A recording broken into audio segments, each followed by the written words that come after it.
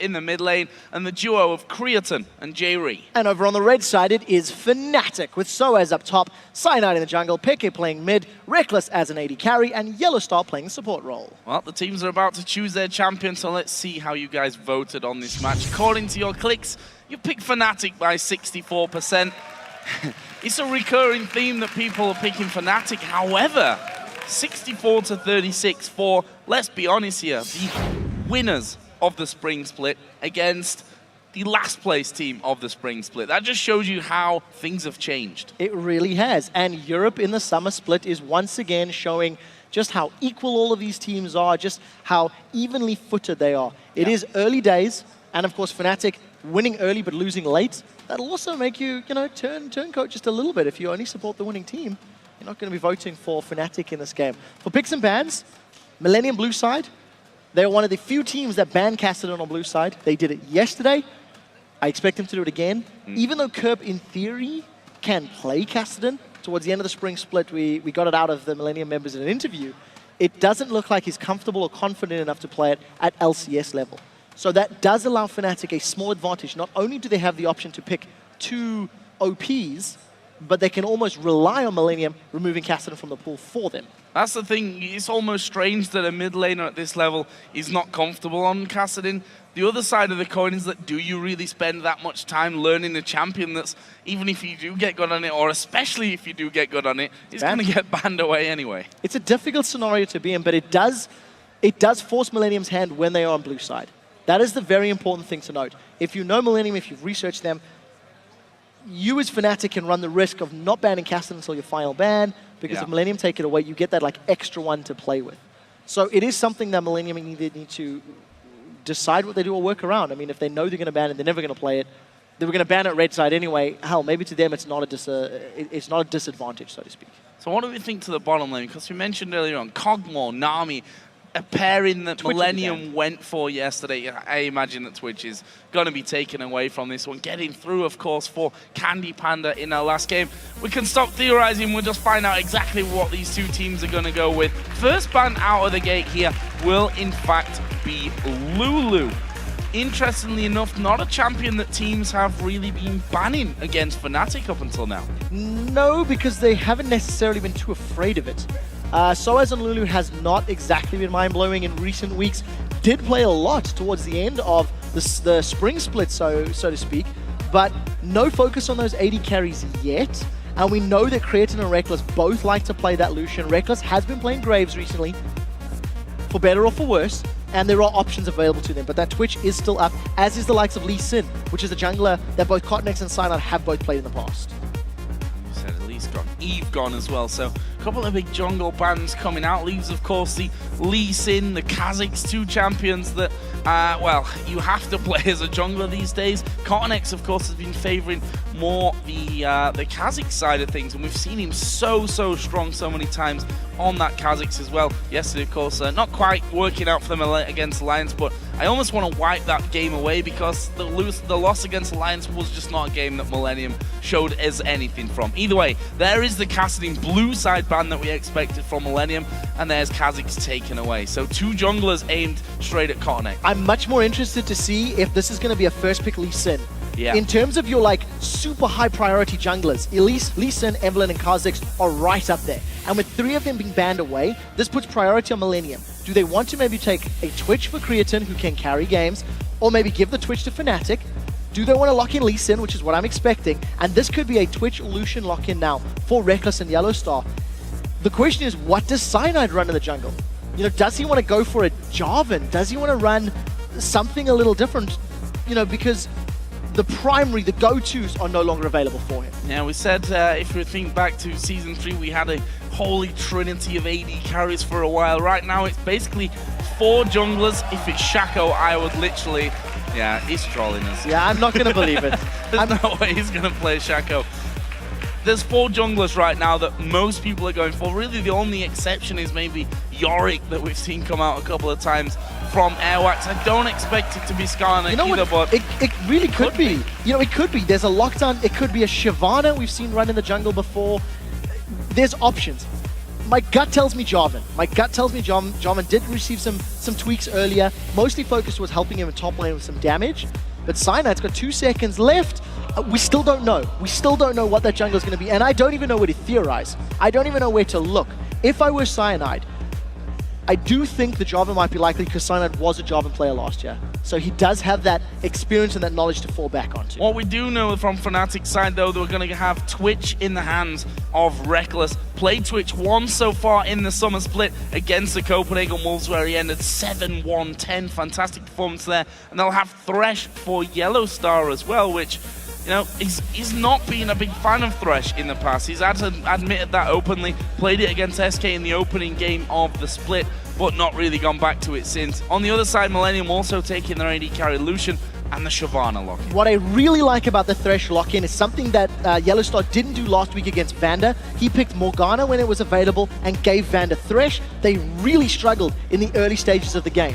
Now this time around, the Thresh, while it may not be Yellow Star's go-to or preferred champion, it's denying it from J-Ree. You do not want to give the wife steal lane to Creatine and J-Ree. It is a combo that they use very effectively.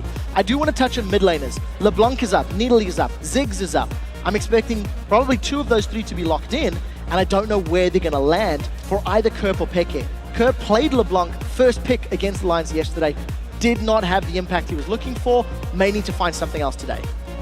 Well, right now Peke going through a couple. Nunu, of course.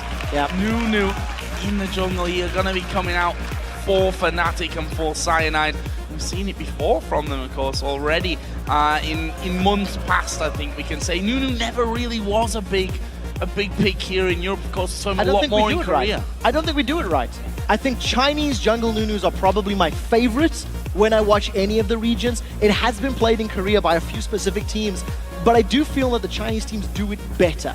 Even if you go back to All-Stars, it was the Chinese squads that ran Nunu that did it very effectively. You have to play around Nunu so well, or patiently, because all of your damage is going to now come from Peke in the mid lane. I think maybe a Ziggs might be quite smart. If you get the Trundle Pillar and the Nunu Absolute Zero, it just buys so much time for Twitch to get damage out, for Ziggs potentially throw bombs around the map. I like the fact that Kerp is thinking about stealing it away, because in terms of this last pick for Fnatic, there needs to be a lot of damage. There needs to be a lot of damage coming in, because you've got Lee Sin, Shyvana, Ziggs that can melt through your teams, as well as Lucian, of course. And that's a last second swap that I was not anticipating. That was a very last second swap actually for Creatine, for Kerp, of course, in the end. Karthus in the mid lane. J-Ree was hovering over Blitzcrank. I was wondering, since we're on 4.8 here, whether we're going to see a little bit more Blitz since his mana costs were brought down somewhat. Sadly, we're going to have to wait for that for another time. But it's Morgana locked in. Now we'll see what Fnatic go with. And it's a Nidalee, something that Peke, of course, has had mostly banned away from him in previous games. So in terms of like team fights, Fnatic are going to have so much reliance on that Absolute Zero and those Pillars of Ice to line up Twitch for Rat-a-tat-tat and those Javelin tosses. They are also going to be looking to kite backwards. There is so many tools for Fnatic to hit and run, hit and run, hit and run. The Blood Boil, as well as the attack speed heal from Nidalee on Twitch, plus his ultimate, is going to decimate people. He is going to get so much free attack speed from those 2 champions alone that as long as he's not locked down in place by a Dark Binding or by Shyvana jumping onto him, he's going to deal damage. The one thing that I'm scared about for Kerp is how is he going to get into position to put Defile down and win a team fight. Fnatic are not going to want to stay in a single place long enough. Cyanide will, because he has to channel Absolute Zero, but nobody else will.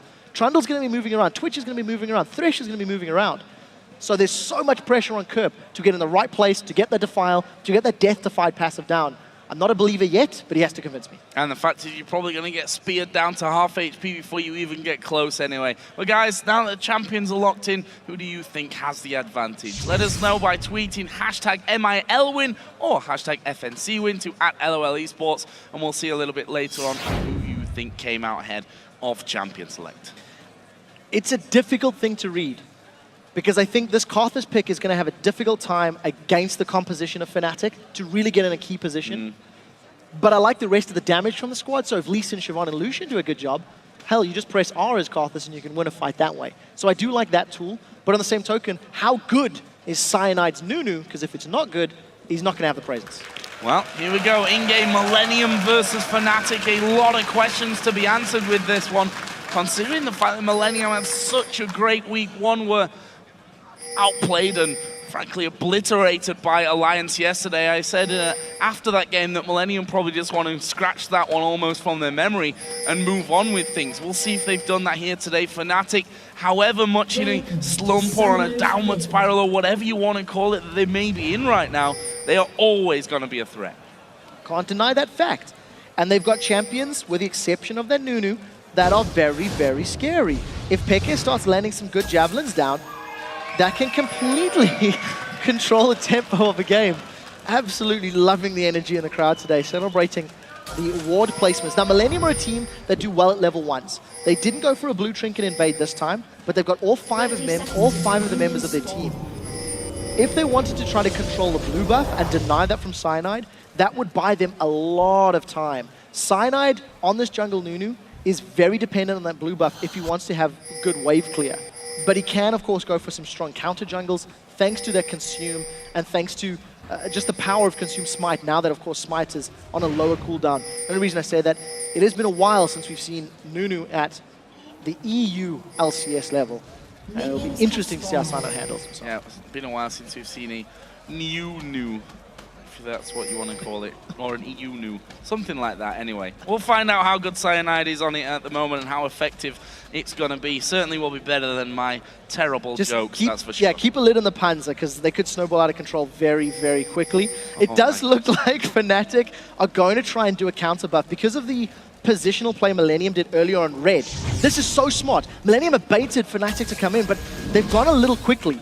They actually anticipated Fnatic to go for the evade. They caught Cyanide. They caught Cyanide, but do they have the damage? They need Curb to come down from that mid lane, but he's just farming up a storm right now, trying to get ahead. Oh, Peke, finally he comes down. They land the Q onto Soaz, and in the end they have to back away. It'll slow down both sides here on the start in the jungle, and looks like they're probably going to both get their own camps for the first time in a while that we're seeing. Funnily enough, it was the ward from Millenium that was put down very early on that red that really caught them out, and now J-Ree's going to try and be a pain in the rear end and doing a good job of that as well. The blue, of course, did go over in the end to Cyanide, though. He was able to smite that one away, and look at J-Ree. He is not messing around here.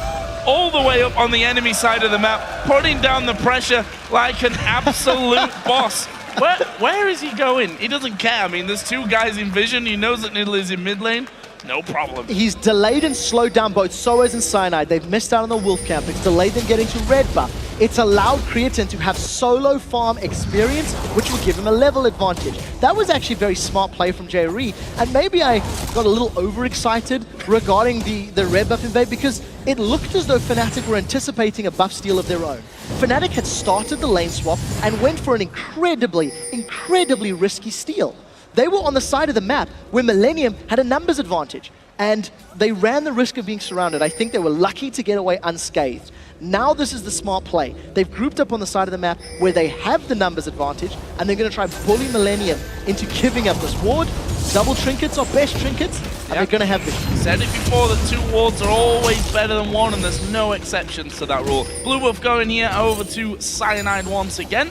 And are we going to see a 4-man push on this turret? You'd expect so. I mean, Nunu gives them prime position to do that by getting the Blood Boil off onto Twitch to get that damage coming in. Mid lane being passive as we'd have expected by now. I just want to touch on summoner spells there. Kerp actually going with the exhaust.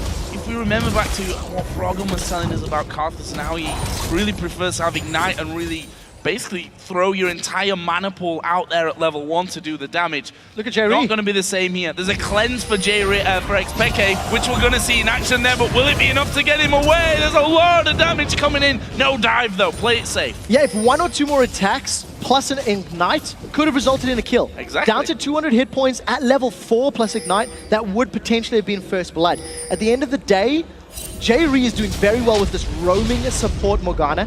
Millenium have responded to their blue buff steal by forcing the summoner spells on Peke and now controlling the map. You have to remember that Cyanide is not going to offer a whole lot in the counter gank scenario. He can run into a lane, allow someone to run away quickly and maybe slow down an opponent, but there's not a lot of turnaround kill potential on that Nunu unless Millenium completely and utterly overcommit. So I like the play by Millenium. If they continue this aggressive ganking roaming play, it might work out. But here comes the two members of the Freljord. Kirp's in trouble. Well, there is the slow of the wall of pain. Kirp going to try and flash away from things after coming back around, and he's going to die here underneath. No! Yes, he is going to go down. It's Peke that gets it actually in the end. First blood after all that going over to Fnatic. That is what Fnatic will be looking to do over and over and over again. If they combine the slows of the Trundle and the Nunu, slows can be as effective, if not more effective,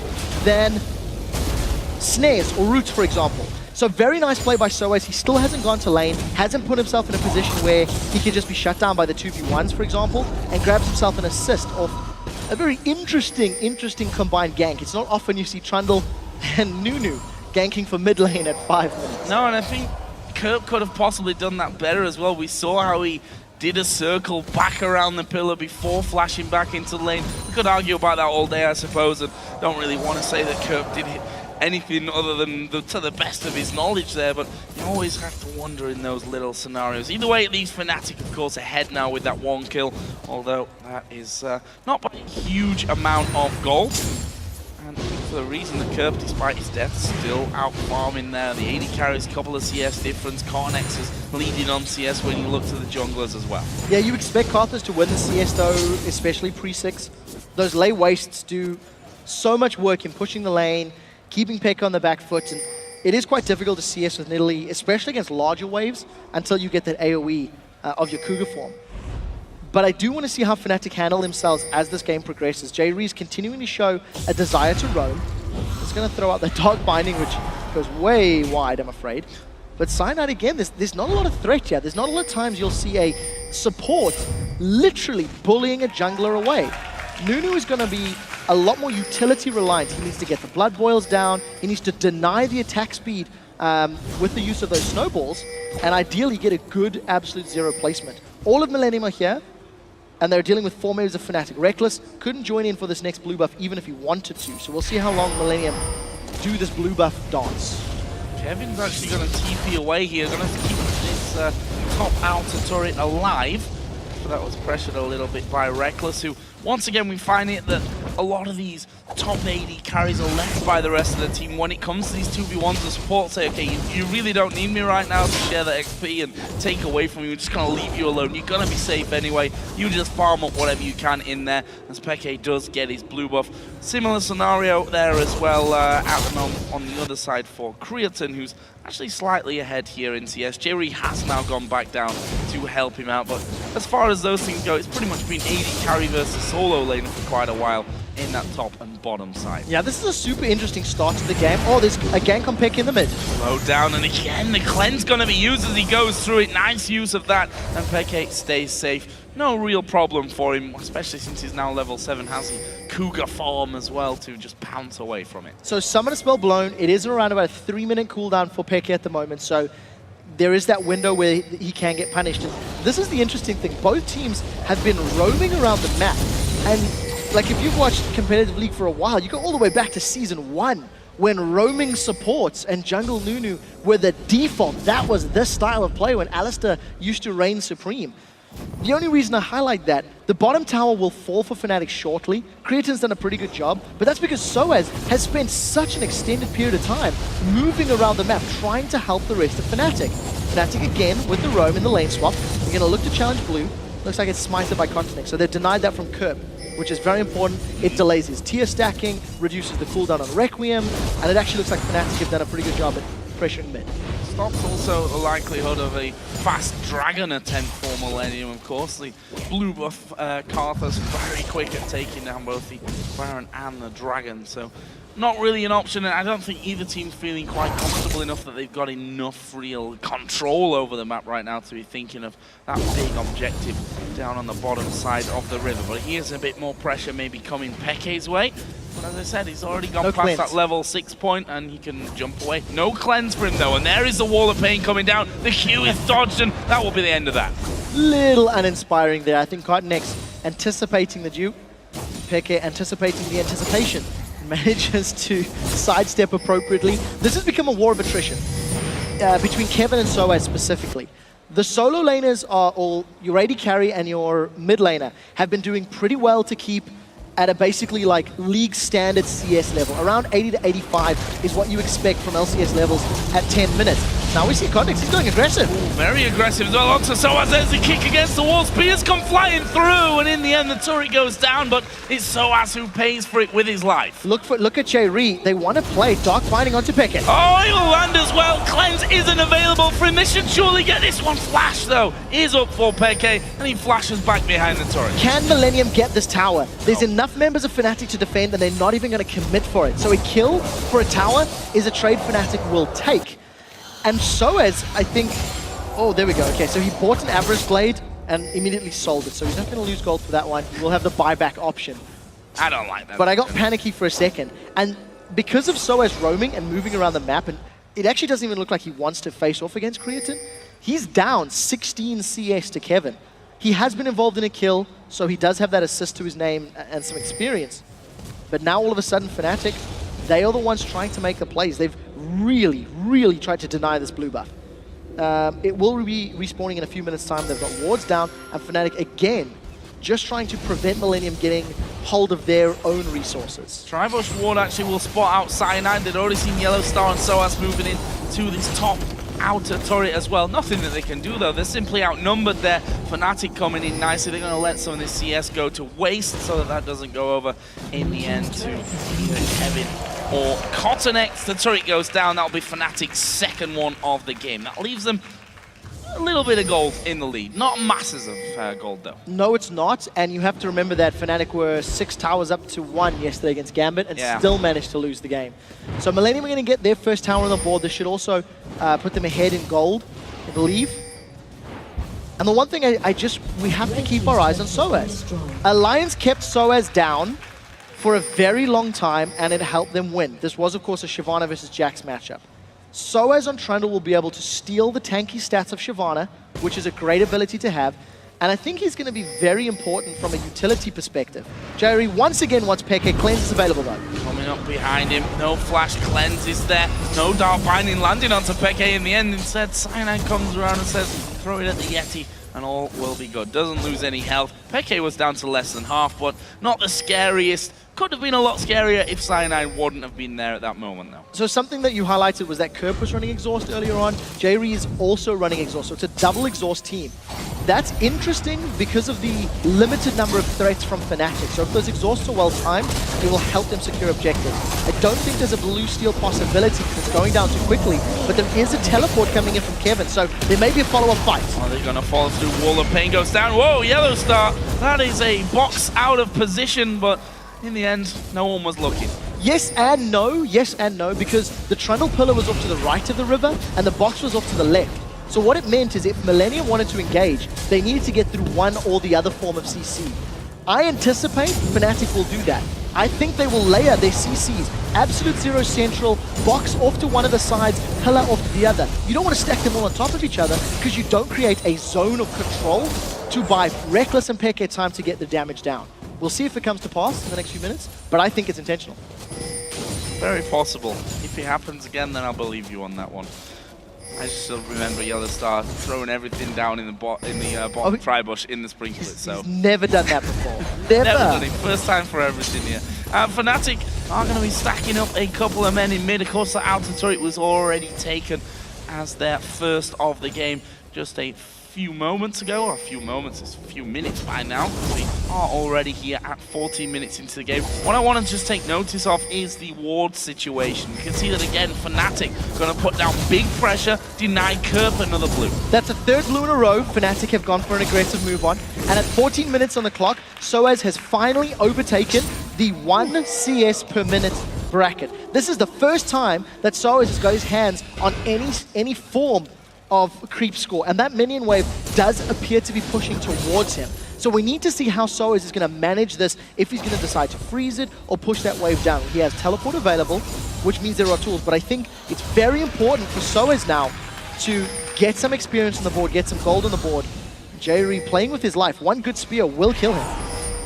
And if it can come from anyone, Hexpeke may just be that guy. That was real close to being max range. Yellow Star actually on top of a ward and will scan the wrong side of that brush, but he's trying to get some deep vision down. Will manage to claim a ward by the red buff as well, but they failed to spot the one there that was on top of Peke's trap. Either way, 15 minutes into this one, as you said, Soaz finally getting some farm, getting past the 1 CS a minute, which is still missing a 0. It's missing a 0 for what you effectively need it to be. Behind in levels, which is going to be the real killer to him for a while in this top lane, though. It is, but there's not really a lot of kill threat. The moment Kevin jumps in there with his Dragon's Descent, all of the bonus stats that Soaz can steal and the lifesteal that comes with it is so good. Now, the Fnatic, they continue their jungle invades. Jairi lands a good Dark Binding, but there's no follow-up.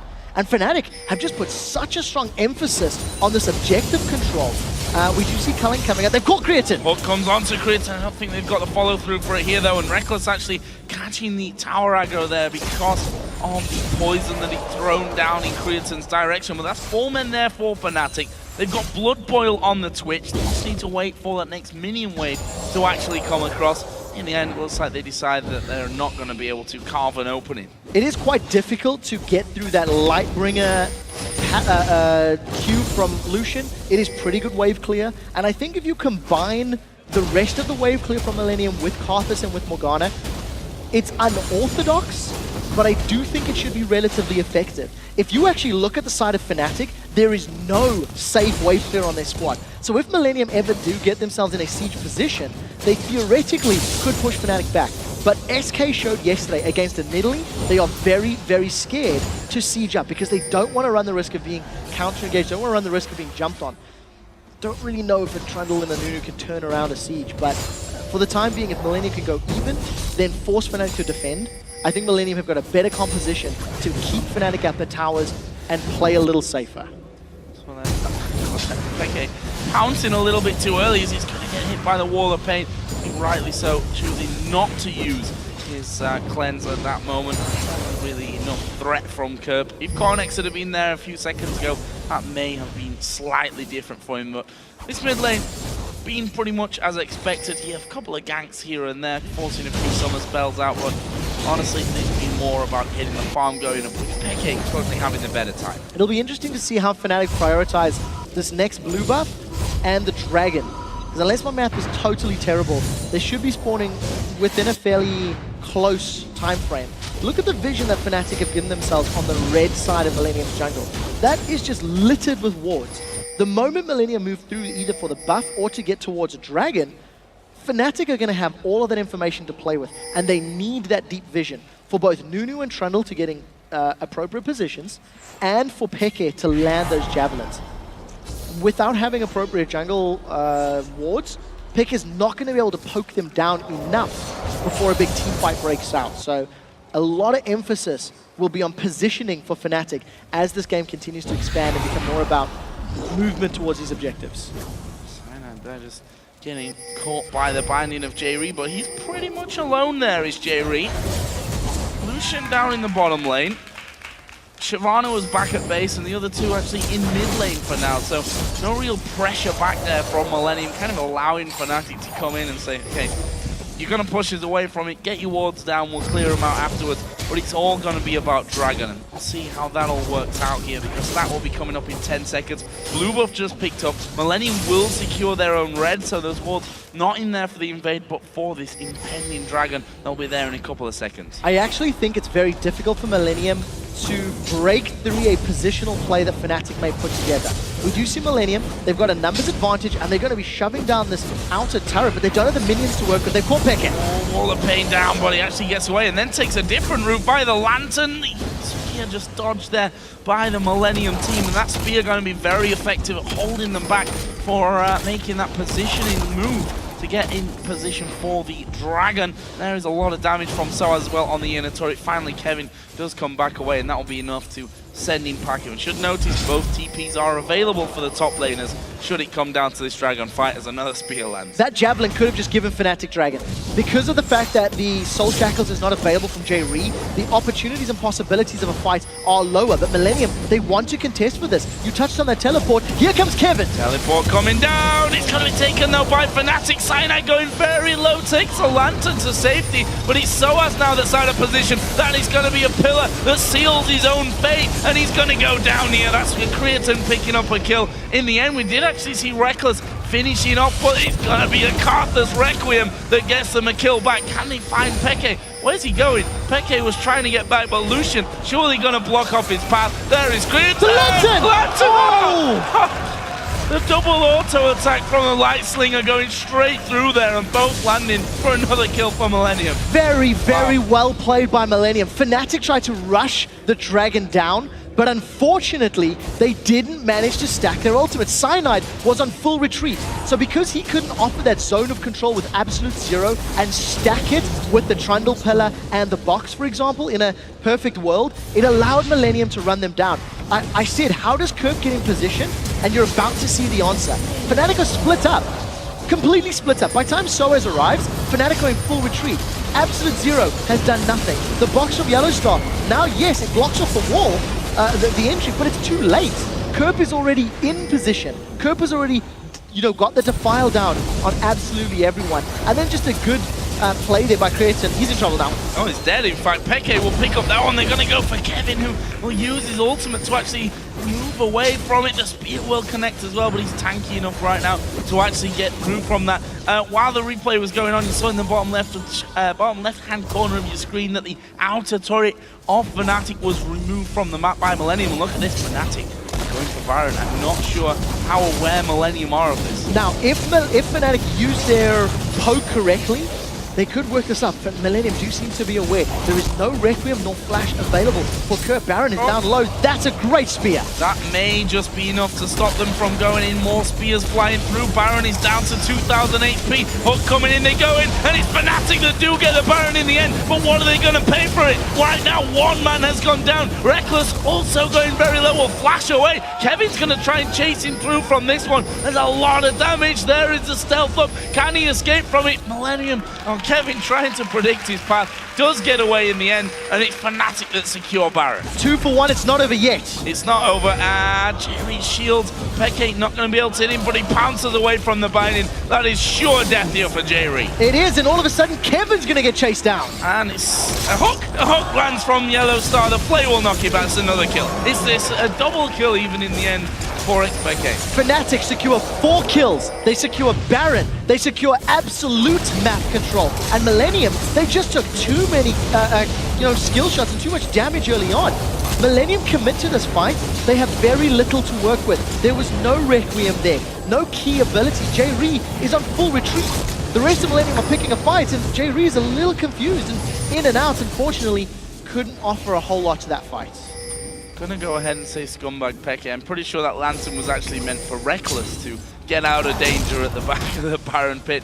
In the end, Reckless did flash away and of course was able to survive as well after getting into stealth quick enough. And look at this Kirk now, gonna take a bunch of damage as he tries to push forward. There's the turret finally going down the outer tower in this bottom lane. Leaves Fnatic ahead in turret kills at 4-3. So I do have to say Kirk has done a good job at getting into the right place at the right time. That black shield from Morgana is a definite help in that regard. But this is some of the wave play we were talking about. The piercing light from Lucian is doing a good job, and there's no lay wastes. So that minion wave that was, 2 or 3 minion waves deep has already been melted, but it's not stopping Fnatic. They're continuing the siege with their heals, their poke, and their good range. Yeah, Pokecom is a pain in the rear end for Millenium to dodge away from. The hooking curve.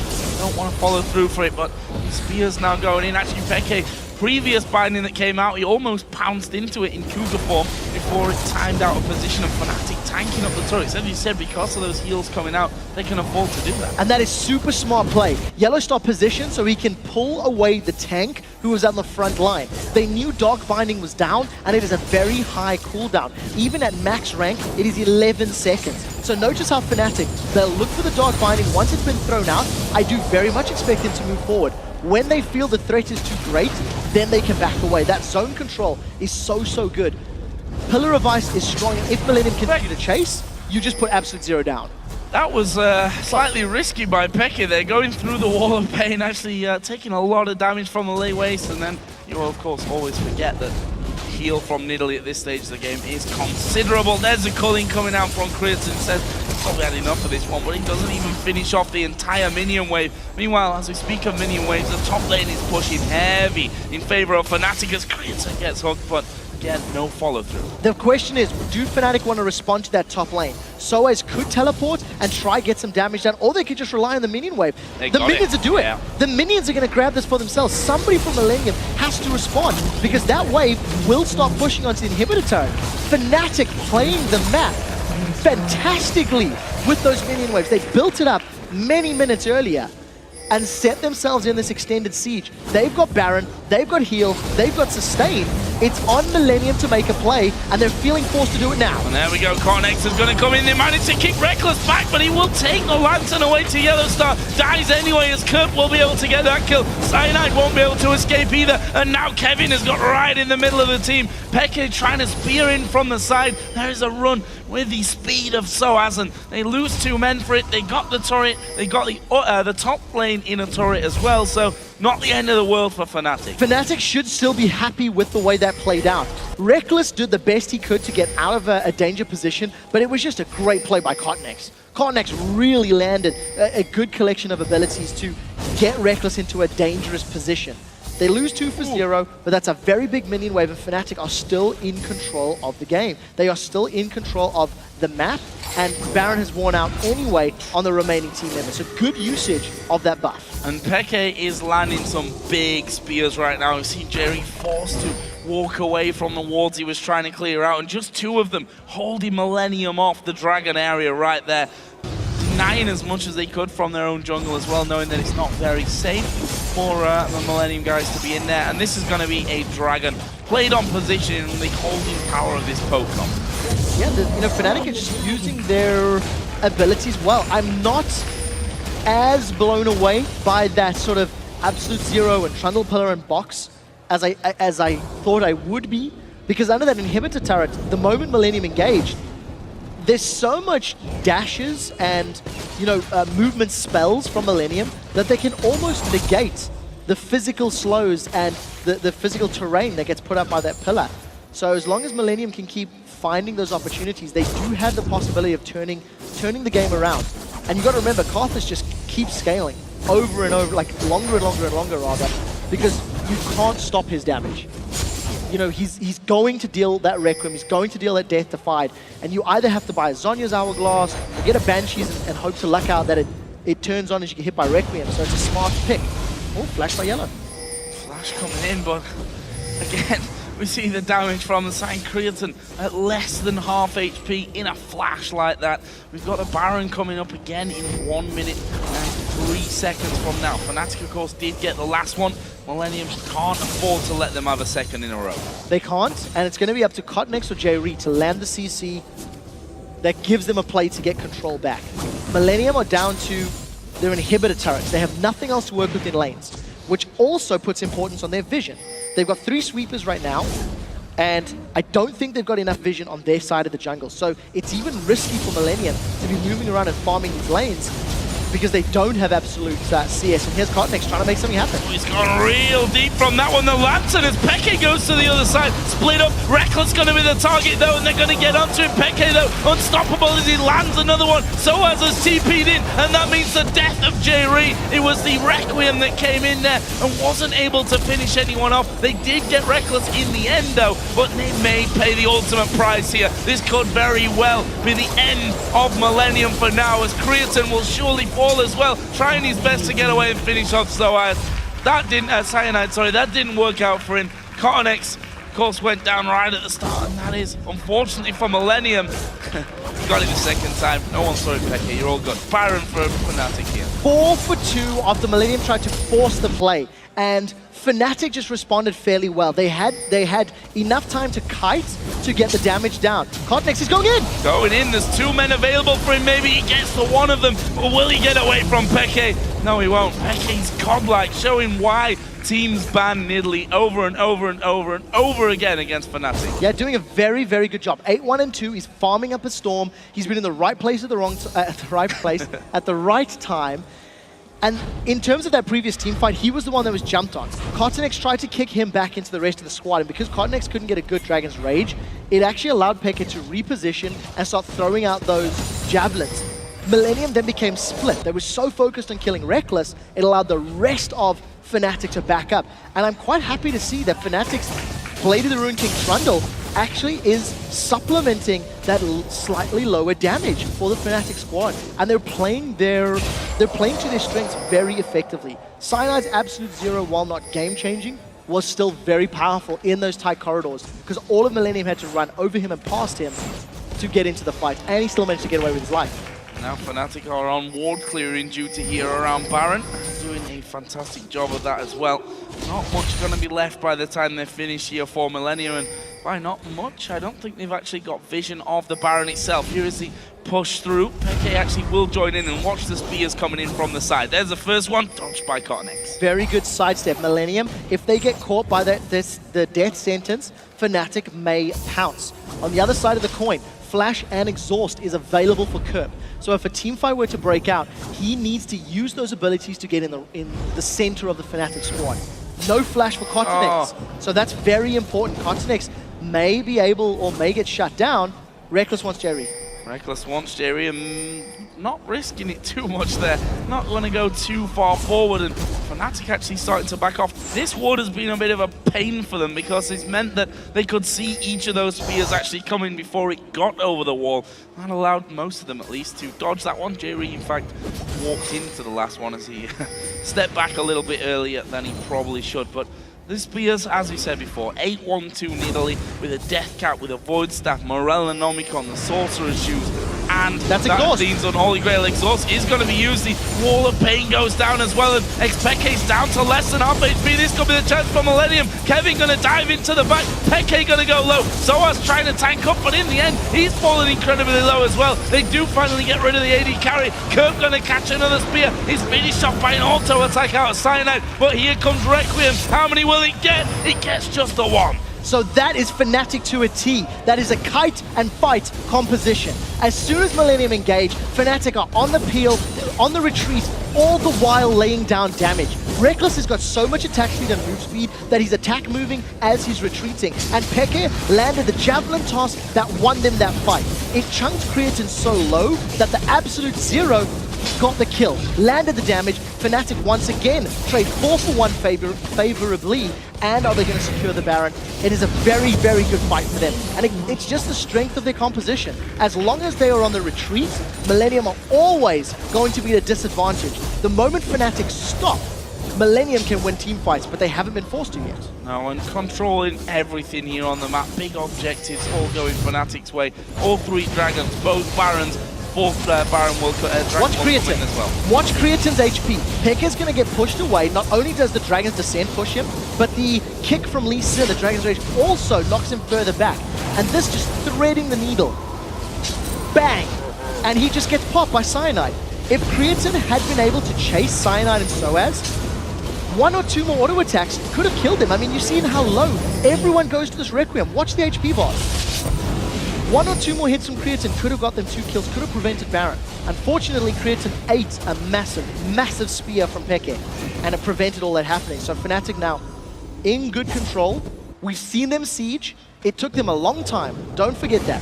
When they were pushing that bottom lane, it took a long time to get the tower.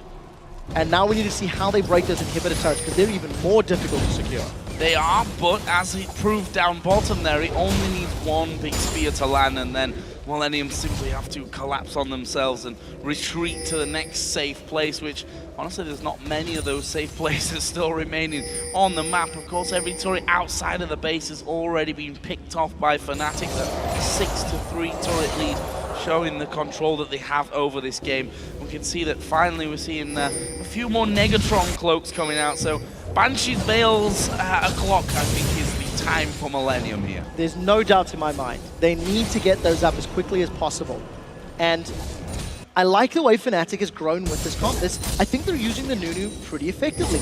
The moment Millenium starts to engage, Cyanide has always been in a pretty good position, and that is a massive spear. Cottonex, he does have home guard, so he should be able to respond quickly enough. But what I really like, Soaz is building up the minions in the top lane. He has teleport available, so he can get to the top inner turret, or he can TP down if a fight breaks out. This is how Fnatic secured the bottom inner turret, and here goes Creative, he's on the front lines. Yeah, they're going to have to just kite back from this one, which they do expertly. Lantern being used nicely, and they've got so many slows and knockbacks there as well with the Flay coming out that they can definitely continue to do that, as we're going to see Kevin trying to hold back Soaz, but he is the troll and you're not going to stop him. He's going to take this turret without even losing half of his health. Soaz with Blade of the Ruined King is just melting through the turret. He even has the opportunity to turn on Kevin. If that fight were to break out, that is a very tanky Soaz. Creatine shows himself in top lane. That gives up the tower on bottom lane. Fnatic are just running rampant because Millenium have not made a play. Millenium didn't commit to one or the other, end up losing both. And hard to as well, though. You have to give them that in their favor as well. That how do you really get in and engage on this Fnatic team? Yeah, you get a wall of pain onto Peke, but he just leaps back to the Lantern that was already there from Yellowstar. Yellowstar can play them back out. Nunu throws a snowball onto whoever's going to get in their faces first. Meanwhile, you've got to deal with that pressure that Soaz is putting down on the top lane. And Kevin, as you mentioned earlier on, the whole Shyvana versus Strundle matchup, which I suppose if you do combine them, collate them together, something like that, he can steal all his stats away, and he's not even scared of sitting under the tower, taking all the damage from Kevin and probably tanking up the turret at the same time. So the problem for Millenium, their composition needed to not fall behind. I know that sounds super generic, but because of the kite and fight team that Fnatic have put together, now that Millenium are behind, this 14,000 gold lead could be double in value because they need to get through so many things to get onto Fnatic. They need to get through that Trundle, the Nunu, the Thresh, and all of his disengage to get to two members of Fnatic who have all of the tools in the world to stay alive. The Pounce, the Heal, the Ambush Stealth. So in order for Millenium to actually turn this game, they need to have a Dark Binding result in a kill. That is the safest one. Cottonex can obviously pull a Insect, as we like to call it, get in, kick somebody in range, but I think it's going to boil down to a good Dark Binding or catching Fnatic spread out. And Cottonex, they're going to try again, but again, it's a half commit, and J-Rees instantly falls back. They run away, J-Ree takes a spear to the face. Meanwhile, Soaz is on the Nexus turrets. Kevin's trying to deal with him, but the super minions coming in. The rest of the team are pulled away, and that's the second inhibitor of the game coming in. However, Peke getting caught, kicked in there, but he's got his cleanse available. That gets him away. Cyanide now with the absolute zero going down. Curb trying to get into the middle of the team, which he manages, but it's a double kill for the Rat. Finally, the Requiem will start to be channeled through, but it's not enough to finish off the Rat-a-tat-tat. It's 3 kills to the Rat, and now Fnatic are on to the third and final inhibitor. It's not over yet. Reckless is going to deal the damage, but Soaz gets the killing blow. Fnatic, they're on the Nexus turrets. They have just won the game with a phenomenal kite and fight comp. J-Ree trying to stay away at the back of the fountain there, and Soaz and the rest of Fnatic with those 4 men down will pick off the Nexus turrets. The Nexus itself goes down, and Fnatic beat Millenium. A much needed win, I think, for the confidence of Fnatic overall here today. I really like Fnatic's approach to this game. They banned out 2 champions. They banned out Eve and Kha'Zix. Millenium themselves took Elise off the table and first picked Lee Sin. I would hazard a guess that from the opening of this game, Fnatic had anticipated the jungle focus, had predicted it, and put together a composition that they could play to beat Millenium. And they did execute it very well. So many jungle invades, they controlled Millenium's blue buff. As soon as we got to those team fights, they kited appropriately, and they did exactly what was required to win with this comp. So I want to throw something out there. The last second change away from Ziggs to pick up Karthus. You have to wonder whether the Ziggs would have helped them in a lot of these scenarios where they were just simply pushed away. If they could have, utilized what Ziggs does best, which is wave clear at max range pretty much, those sieges could have gone on for a lot longer, could have given Millenium more opportunities maybe to get in. I completely agree. And the power of Ziggs, he's not impacted by the slows. Zig's bouncing bombs are not affected by an absolute zero. The Mega Inferno bomb, if you get fed and get some damage, is going to hit multiple members because Cyanide has to stay in place. Trundle needs to be on the front line running amok. So I think the Karthus is a difficult question. I do think, though, for the first 20 to 25 minutes, Kerp did a good job. Yep. I think the Dragon fights, he got into good placements, mostly because Fnatic misplayed, I think. But on Baron, he got into good spots as well. So I think he did a good job. I think there could have been better options. And Millenium probably left scratching their head for a second time this week because, as we said before, we talked about their loss to Alliance yesterday, which was a one-sided affair, a game that they'll probably want to forget. There was definitely more to take away from this game, I think, from Millennium's side as to how they played it, number one, how they maybe misplayed it as number two. Yeah, I also think their picks and bans were very good in week one, a little more questionable this week. You know, I do feel they were baited into that LeBlanc yesterday, and I do feel that today Fnatic had a very good strategy, very good plan that they managed to actually execute. Taking Nidalee off the table, as a lot of people have, may just be an option there. We do actually have a replay, though, from that game. And again, it was Yellow Star's Lanterns that were so good this game. Very impressed by Yellow Star and Thresh. Let's pull this replay up onto your screen. Peke almost escapes. So we're going to watch this magical runaway. Let's roll the clip out. And what you guys need to keep your eyes on is Creatin's positioning. You'll notice him just off screen. He's dashed over the wall, and he's going to cut Peke off. Peke goes into the bushes for the movement speed. It allows him to pounce and run away, and the 2 bullets fly through. That is just, it is actually really good play from everybody involved. Yellow Star did the right thing, Peke did the right thing, Creatin did the right thing. Unfortunately, somebody had to die, and it was Peke's head that got taken off at the end. If it wasn't the light slinger passive that gave him the 2 auto attacks, actually would have survived that one. And guys, don't forget we want to see your highlights from the games today, so send them to us on Twitter at LOL Esports, of course, and stamp them up with the hashtag LCS. A fantastic win there from Fnatic. Still early days. We heard them say in the preview video to that game that as the LCS goes on in typical Fnatic fashion, they're only going to get stronger. And we also have to remember, we're only in week 2 right now. I do want to highlight something that Fnatic said during the video. They were talking about Millenium on an individual player ability and saying how last split, we could just beat them 1v1. And this split, we're a little more nervous about that if they play like week 1.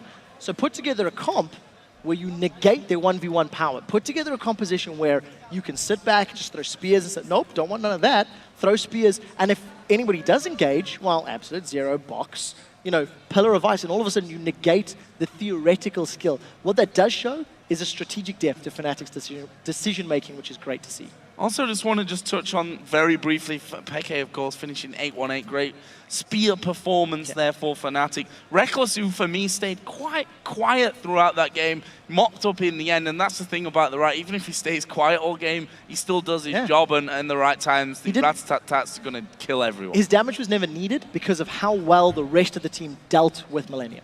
Well, guys, Shox and Deficio are joined by Fnatic's Xpeke. So, guys, take it away. Thank you very much, Joe, and welcome Xpeke after sparing that win with the team. Very amazing play from you guys. Well, the Nidalee pick really worked out for you guys. Tell us what kind of plan was going into picks and bans. The main plan was to not do what we did last day, no? Like, there are a lot of picks that are OP, there are a lot of picks that are good. If you don't get one of the OP picks, you can at least get something that is equally as strong in its way. And yesterday we did completely the opposite. We took picks that were fine, but they took everything that was OP or really good. And today, when we went into the pick and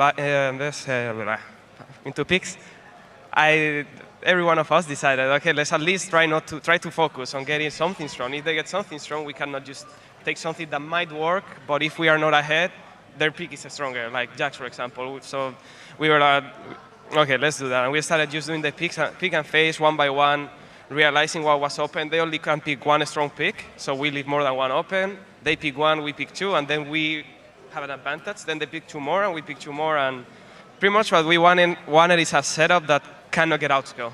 In case if we are ahead with Snowball, if we are equal, we have chances, and if we are behind, we can come back. So that's what we look for today. Yeah, pretty good comp. What about the Nuno pick here? Did you guys expect all the junglers to be banned away, or? I had no idea he would even say that he had to pick Nuno. He hates it. And every time we play Nuno, he's kind of, God damn it. But all of them were banned, and I think he felt like he could play because we practiced it a bit. And even though he didn't like it or did that well, he knew what he had to do. And he's been like, okay, yeah, just pick Nuno. Our setup is really strong right now. If instead of going for a more defensive setup, we go kind of for Nidalee Nuno. They have no way of going on us, especially with the engage they have. They have to catch me to engage, and I have cleanse. So it's impossible for them to ever win a fight, because if they focus Nuno, it's gonna be their loss. They are gonna lose before they kill Nuno. And it worked pretty well. I was surprised that he wanted to play Nuno, and he did well on it, like that well. And actually exactly the point you just made here with Millenium, the lack of engage onto you guys, how hard it was for him to catch you. The Karthus pick from Curve was very weird for me in this comp, especially because you guys could just kite him around pretty much for days. What do you think about the Karthus pick? I felt really confident with it. Like it was perfect because it offers you a free lane, kinda, no? Yeah. It's this champion. He's really good if he has a good setup. The enemy laner doesn't outscale you, kind of. Not the enemy, you outscale him, but if they can kite you, they outscale you. And it opened it like perfectly. More having a Nuno, more having a Tres, and now the Nidalee is like, what are they gonna do? What's Karthus gonna do? I go for a creep, he Q me, I heal myself, I keep farming, and I hit him, and he cannot do anything. And level 6, I have more pressure than him, because if he makes a mistake, I can go Cougar form and harass. So I think Karthus' pick was the worst. I was more scared of other picks, and I was really happy when I saw their setup. I really thought on picks we had the game. Well, you mentioned that you had all fronts covered and you really didn't want to get outscaled. Yet, at the end, it was sometimes very, very close. Can you tell me what went through the team at that moment? Because it could turn. It was very close at the end with the Karthus ults coming in. In the end, there were a couple of fights that I think were more like brain damages and stuff. I don't know. In one of the fights, we split. The Dragon fight, for example, we split too much, and we, again, forgot what our setup is. No? Our setup is about poking. 5v5 straight. If we go like morons into Karthus and auto-attack him, we're going to lose. So we have to keep the distance, hit one spear, which is not enough, because I hit Morgana. And it kind of baited us. Okay, one is half HP, let's do Drake. But Morgana, she doesn't care. She can stay behind, seal someone, Q, ultimate. But so we should have waited until I hit 1-2 more spears. Hopefully one on Karthus and on Lucian. If we hit on one of those, one spear to half HP, then we can force it, because they are so low that if they try to go in, the moment they try, we can flash one skill and they are dead. And that's what we should wait for. And that's the only fight I believe we did like really bad, even though it was a 1-for-1 and we got Drake. I believe it was really bad. The rest of the fights, so maybe bad stuff happened, but I think we won them all anyways. So, okay, you said yourself there were a few issues this game here. Looking back at Super Week, of course, you guys went 2 for 2. What were your take on Super Week, and what issues do you really feel you guys have as a team now that you need to sort? I think our problem was sometimes not rating like the game the way is. The way the game is right now is really about picks. There are tiers, no? There are some champions that if you put them together with other champions are completely tier heaven. So we have to take them in mind. Like if they are gonna get this champion, you can give away an OP champion like Jax, for example, but you have to know, you have to take something that is good with him and something that counters him, he's not so strong, and then you have that strength. Even though Jax is gonna be good, at least he's not gonna outscale you, because you have really good picks versus it. And I think right now you just really have to have in mind before the game, what champions do you prioritize for a first pick? What champions are you willing to give for them to first pick in exchange of 2 more? And after that, because if you have a good setup, even if you're behind, you can win. One mistake, one guy taking something out of his nose, get caught, you win the game. So it's perfect right now, if you get a good setup. All right, well, congratulations. Great win for you guys, and thank you for the informed explanation as well. We're going to step off the rifts for just a moment, and when we return, the Copenhagen Wolves will face Rocket. See you back here in 3.5.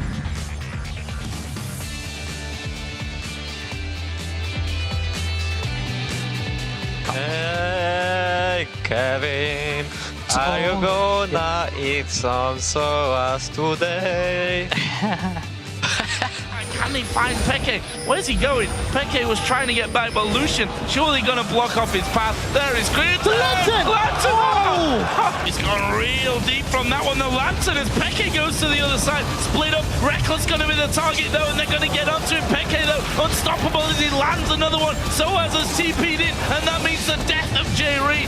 Peke's down to less than half HP. This could be the chance for Millenium. Kevin going to dive into the back. Peke going to go low. Soaz trying to tank up, but in the end, he's fallen incredibly low as well. They do finally get rid of the AD carry. Curve gonna catch another spear. He's finished off by an auto attack out of Cyanide, but here comes Requiem. How many will it get? It gets just the one. So